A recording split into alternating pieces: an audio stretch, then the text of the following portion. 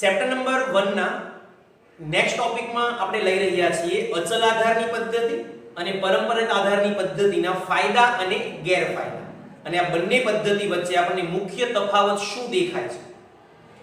સૌથી પહેલા મેં એક બાજુ પર લખી છે અચલ આધારની પદ્ધતિ અને સામેની બાજુ મેં લખી છે પરંપરિત આધારની પદ્ધતિ. જો અચલ આધારની પદ્ધતિ તમારી કમ્પ્લીટ થઈ ગઈ તો પરંપરિત આધારની પદ્ધતિમાં તમને લોકોને તકલીફ પડશે નહીં. એટલે સૌથી પહેલા દરેક વિદ્યાર્થીઓનું ધ્યાન અચલ આધારની પદ્ધતિમાં. શબ્દ તમે ધ્યાનથી જુઓ. આધાર વર્ષ નક્કી કરવાની જે આપણી પહેલી પદ્ધતિ છે એની અંદર સમાવેશ કરીશું આપણે બેટા અચલ આધારની પદ્ધતિ. શબ્દ તમે ધ્યાનથી જુઓ. અચલ આધાર મતલબ અહીંયા એકવાર નક્કી થયેલું આધાર વર્ષ હંમેશા અચલ રહે છે, એટલે કે બદલાતું નથી. તો જે પદ્ધતિની અંદર નક્કી થયેલું આધાર વર્ષ હંમેશા કેવું રહે? સ્થિર રહે, મતલબ બદલાતું નથી. એકવાર તમે જે આધાર વર્ષ નક્કી કરી નાખો તો ત્યાર પછીના જેટલા પણ વર્ષો છે એ બધા વર્ષો માટે આધાર વર્ષ તમારું એ જ રહે છે. તો આવી જે તમારી પદ્ધતિ છે બેટા, એ પદ્ધતિને કહેવામાં આવે છે અચલ આધારની પદ્ધતિ. અચલ શબ્દનો સામાન્ય મતલબ થાય ચલે નહીં તેવું, જે હંમેશા સ્થિર રહેતું. એક સામાન્ય ઉદાહરણ તમારી સામે બોર્ડ પર લખેલું છે. વર્ષની અંદર 2010, 11, 12, 13, 14 અને 15 છે અને ચલ રાશિમાં મેં અલગ અલગ મૂલ્ય લખેલું છે. તો સર અહીંયા શું કરવામાં આવે? તો અહીંયા આપેલા દરેકે દરેક વર્ષો માટે આધાર વર્ષ તમારે એક જ નક્કી કરવાનું છે. તો સૌથી પહેલા આપેલા જે અલગ અલગ 6 વર્ષો છે એ 6 વર્ષોમાંથી આપણે સૌથી પહેલા પ્રામાણ્ય વર્ષ નક્કી કરવું પડે. અને આપણા નિયમ પ્રમાણે જો તમને દાખલામાં કંઈ જણાવેલું ન હોય તો આપણો બેટા નિયમ ફિક્સ રહેશે કે જે પહેલું વર્ષ છે એ પહેલા વર્ષને આપણે આધાર વર્ષ તરીકે લઈ લેવાનું. સર એટલે જેટલા પણ વર્ષો છે એ બધા વર્ષો માટે હવે આપણું આધાર વર્ષ કયું રહેશે? 2010 રહેશે. 2011 માટે પણ આધાર વર્ષ 2010, 12 માટે પણ 2010, 13 માટે પણ 2010 અને 14 અને 15 માટે પણ આપણું આધાર વર્ષ કયું રહેશે? 2010 રહેશે. અહીંયા આધાર વર્ષ તમારું બદલાતું નથી. તો આવી જે પદ્ધતિ છે એ પદ્ધતિને કહેવામાં આવે છે બેટા અચલ આધારની પદ્ધતિ. એક્ઝામમાં તમને ક્યારેક સેક્શન ડી ની અંદર પ્રશ્ન પૂછાય કે ભાઈ અચલ આધારની પદ્ધતિ સમજાવો. તો આવા સંજોગોમાં સમજૂતીમાં તમારે આ પદ્ધતિના ફાયદા અને ગેરફાયદા બંને વસ્તુ લખવી પડે. તો અચલ આધારની પદ્ધતિના જો સૌથી પહેલા આપણે ફાયદાની વાત કરીએ તો અચલ આધારની પદ્ધતિનો પહેલો ફાયદો છે કે આ પદ્ધતિ સમજવામાં ખૂબ સરળ છે. આ પદ્ધતિ સમજવામાં સરળ બેટા એટલા માટે છે કે આની અંદર જે પહેલું વર્ષ છે ને એને ઓટોમેટિકલી આધાર વર્ષ તરીકે સ્વીકારી લેવામાં આવે છે. એટલા માટે આ જે પદ્ધતિ છે એ સમજવામાં સરળ છે. પછીના લેક્ચરમાં જ્યારે આપણે આ ચેપ્ટરના પ્રેક્ટિકલી દાખલા ગણીશું તો દાખલાઓ ગણવા માટે તમારે આ ચેપ્ટરની અંદર બેટા સૂચકાંક મેળવવાનો આવશે. આ ચેપ્ટરના જેટલા બી દાખલાઓ ગણીશું ને બધા દાખલામાં આપણું એક જ કામ હશે અને એ કામ છે સૂચકાંક મેળવવો. તો આ સૂચકાંક મળે કઈ રીતે? તો સૂચકાંક શોધવાનું જો સામાન્ય સૂત્ર આપણે જોઈએ તો સૂચકાંક માટેનું સામાન્ય સૂત્ર છે આપણી પાસે ચાલુ વર્ષની ચલ કિંમત છેદમાં આધાર વર્ષની ચલ કિંમત. આધાર વર્ષની ચલ કિંમત સૂચકાંક એ ટકાવારી દર્શાવતું માપ છે એટલે સૂત્રમાં તમારે ફરજિયાત છેલ્લે ગુણ્યા 100 દર્શાવવા પડશે. ચાલુ વર્ષની ચલ કિંમત છેદમાં આધાર વર્ષની ચલ કિંમત ગુણ્યા 100. હવે જો આપણે અચલ આધારની વાત કરીએ ફોર એક્ઝામ્પલ તો આધાર વર્ષ કયું લીધું આપણે? 2010. અને યાદ રાખજો કે જે વર્ષને તમે લોકો આધાર વર્ષ તરીકે સ્વીકારો એનો સૂચકાંક ઓલવેઝ કેટલો આવશે? 100 આવશે. એ તમારે બધા દાખલા માટે યાદ રાખી લેવાનું છે કે જે વર્ષને તમે લોકો આધાર વર્ષ તરીકે સ્વીકારો એ વર્ષનો સૂચકાંક હંમેશા કેટલો આવશે? 100 આવશે. સર બાકીના બધા વર્ષો માટે આ સૂત્રની મદદથી મેળવો. 2011 માટે ચાલુ વર્ષની ચલ કિંમત કેટલી? 38 છેદમાં આધાર વર્ષની ચલ કિંમત કેટલી? 30 ગુણ્યા કેટલા કરી દેવાના? 100. 38 ના છેદમાં 30 ગુણ્યા 100. 2015 માટે ચાલુ વર્ષની ચલ કિંમત કેટલી? 52 છેદમાં આધાર વર્ષની ચલ કિંમત કેટલી? 30 ગુણ્યા કેટલા કરી દેવાના? 100. સમજવામાં આ પદ્ધતિ ખૂબ સરળ છે. એનો પહેલો ફાયદો છે તો આ પહેલો ફાયદો મળી ગયો કે અચલ આધારની પદ્ધતિની ગણતરી સમજવામાં કેવી છે, સરળ છે. સેકન્ડ નંબર, આધાર બસ ઓલવેઝ કેવું રહે છે, સ્થિર રહે છે. એટલે ગણતરીની અંદર અહીંયા એક સૂત્રતા જળવાય છે. 2015 નો સૂચકાંક શોધ્યો કોને આધારે, 2010 ને આધારે. 2014 નો સૂચકાંક મેળવ્યો કોને આધારે, 2010 ને આધારે. કારણ કે બધા વર્ષ માટે આનું આધાર વર્ષ કેવું છે, સ્થિર છે. એટલે ગણતરીની અંદર એક સૂત્રતા જળવાય છે, એનો મોટો ફાયદો છે. નંબર 3, લાંબા ગાળાના ફેરફારો માટે આ પદ્ધતિ ઉપયોગી છે. હજી જો કદાચ આમ આગળ જઈએ 2016, 17, 18, 19 અને 20 તો 2020 માટે પણ આપણું આધાર વર્ષ કયું છે, 2010 જ છે. તો આ પદ્ધતિનો મુખ્ય ફાયદો એ છે કે લાંબા ગાળાના ફેરફારોની સરખામણી કરવા માટે આ પદ્ધતિ ઉપયોગી છે. તો અચલ આધારની પદ્ધતિના મુખ્ય 3 ફાયદા. નંબર 1, ગણતરી સમજવામાં એકદમ સરળ છે. નંબર 2, ગણતરીમાં એક સૂત્રતા જળવાય છે. અને નંબર 3, લાંબા ગાળાના ફેરફારો માટે આ પદ્ધતિ ઉપયોગી છે. ફાયદાની સાથે જો આપણે ગેરફાયદાઓની વાત કરીએ તો અચલ આધારની પદ્ધતિના બેટા મુખ્ય 3 ગેરફાયદા પણ છે. કયા સમયગાળા માટે ઉપયોગી છે, તો કે સર લાંબા ગાળા માટે. લાંબા ગાળાનું ઓપોઝિટ શું થાય, ટૂંકો ગાળો. તેનો મતલબ એ થયો કે અચલ આધારની પદ્ધતિ એ ટૂંકા ગાળાના ફેરફારોની સરખામણી માટે ઉપયોગી નથી. નંબર 2, તમે જે આધાર વર્ષ નક્કી કરો છો એ આધાર વર્ષ ઓલવેઝ કેવું હોવું જોઈએ, પ્રામાણ્ય હોવું જોઈએ. અને આવું પ્રામાણ્ય આધાર વર્ષ નક્કી કરવાનું કાર્ય બેટા ખૂબ મુશ્કેલ છે.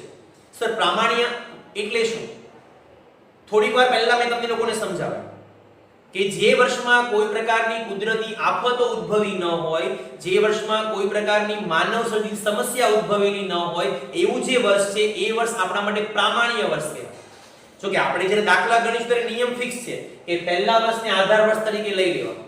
પણ જ્યારે પ્રેક્ટિકલી આપણે આ નિયમનો ઉપયોગ કરીએ ને તો આપેલા 15, 20, 25 કે 50 વર્ષોનો તમારે અભ્યાસ કરવો પડે કે આ 50 વર્ષોમાં એવું કયું વર્ષ છે કે જે વર્ષમાં કોઈ પ્રકારની કુદરતી અને માનવ સર્જિત સમસ્યા ઉદ્ભવી નથી. આ બધી વસ્તુનો તમારે અભ્યાસ કરવો પડે અને એમાંથી તમારે આધાર વર્ષ નક્કી કરવું પડે. એનો મતલબ એ થયો કે પ્રામાણ્ય આધાર વર્ષ નક્કી કરવાનું કાર્ય બેટા ખૂબ મુશ્કેલ છે.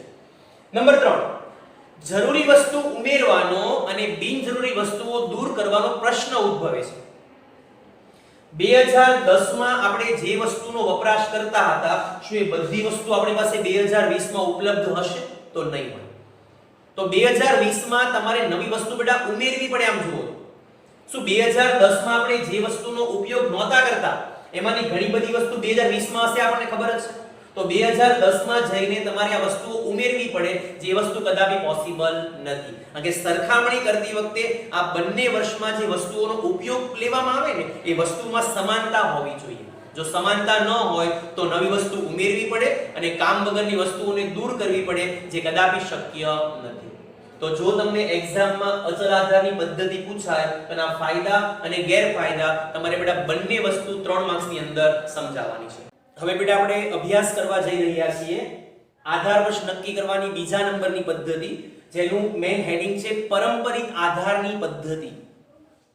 શબ્દ તમે લોકો ધ્યાનથી જુઓ તો શબ્દ છે પરંપરિત, મતલબ પરંપરા મુજબ.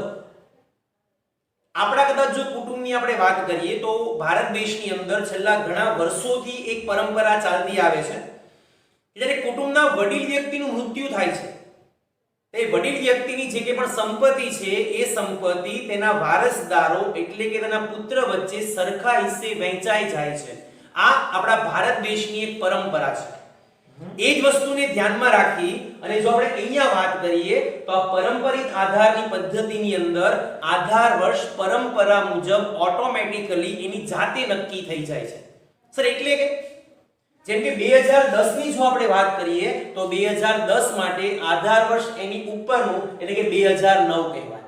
2011 માટે આધાર વર્ષ 2010 કહેવાય. 2012 માટે આધાર વર્ષ 2011 કહેવાય. 13 માટે 12 કહેવાય. 2014 માટે 2013 કહેવાય અને 2015 માટે આધાર વર્ષ 2014 કહેવાય. અત્યારે 2020 શરૂ છે તો 2020 માટે જો તમારે આધાર વર્ષ લેવું હોય તો 2020 માટેનું આધાર વર્ષ બેટા કયું કહેવાય? 2019 કહેવાય. તો તો પારંપરિક આધારની જે પદ્ધતિ છે એ પારંપરિક આધારની પદ્ધતિની અંદર આધાર વર્ષ સ્થિર રહેતું નથી, એટલે કે બદલાયા કરે છે. એ પારંપરિક આધારની પદ્ધતિનો મુખ્ય ખાસિયત છે. ઉપરના વર્ષને એની જાતે જ્યારે આધાર વર્ષ તરીકે સ્વીકારી લેવામાં આવતું હોય તો આવી જે આપણી પદ્ધતિ છે એને કહેવામાં આવે છે પારંપરિક આધારની પદ્ધતિ. બોર્ડની એક્ઝામમાં સેક્શન ડી માં તમને 3 માર્ક્સમાં પ્રશ્ન પૂછાય કે પારંપરિક આધારની પદ્ધતિ સમજાવો. તો બહુ સિમ્પલ છે. અચલ આધારની પદ્ધતિના જે તમે લોકો ગેરફાયદા ભણ્યા એ જ પારંપરિક આધારની પદ્ધતિના ફાયદા છે, અને અચલ આધારની પદ્ધતિના તમે જે ફાયદા ભણ્યા એ પારંપરિક આધારની પદ્ધતિના ગેરફાયદા છે. તો કેટલું સિમ્પલ થઈ ગયું જોઈ લઈએ. ચાલો કે સર પારંપરિક આધારની જે પદ્ધતિ છે એ પદ્ધતિના મુખ્ય ફાયદાઓ કેટલા છે? તો પારંપરિક આધારની પદ્ધતિના આપણી પાસે બેટા અલગ અલગ પ્રકારના 3 ફાયદા છે, જે ફાયદા તમારે ડાયરેક્ટ અહીંયા ઉચ્ચારવાના છે. પહેલો ફાયદો શું? તો લખેલું જુઓ અહીંયા કે ટૂંકા ગાળાના ફેરફારો માટે પારંપરિક આધારની પદ્ધતિ ઉપયોગી છે. આગે અહીંયા જે 2 વર્ષ છે ને ક્રમિક 2 વર્ષ એમની સરખામણી કરવામાં આવે છે, એટલે ટૂંકા ગાળાના ફેરફારોની સરખામણી માટે આ પદ્ધતિ ઉપયોગી છે. પ્રામાણ્ય આધાર વર્ષ નક્કી કરવાનો કોઈ પ્રશ્ન પારંપરિક આધારની પદ્ધતિમાં ઉદ્ભવતો નથી. આગે પારંપરિક આધારની પદ્ધતિમાં એના ઉપરના વર્ષને એની જાતે આધાર વર્ષ તરીકે સ્વીકારી લેવામાં આવે છે. એટલે પારંપરિક આધારની પદ્ધતિમાં આધાર વર્ષ નક્કી કરવાનો કોઈ પ્રશ્ન ઉદ્ભવતો નથી. જરૂરી વસ્તુ ઉમેરવાનો અને બિનજરૂરી વસ્તુઓ દૂર કરવાનો કોઈ પ્રશ્ન પારંપરિક આધારની પદ્ધતિમાં ઉદ્ભવતો નથી. સર શા માટે?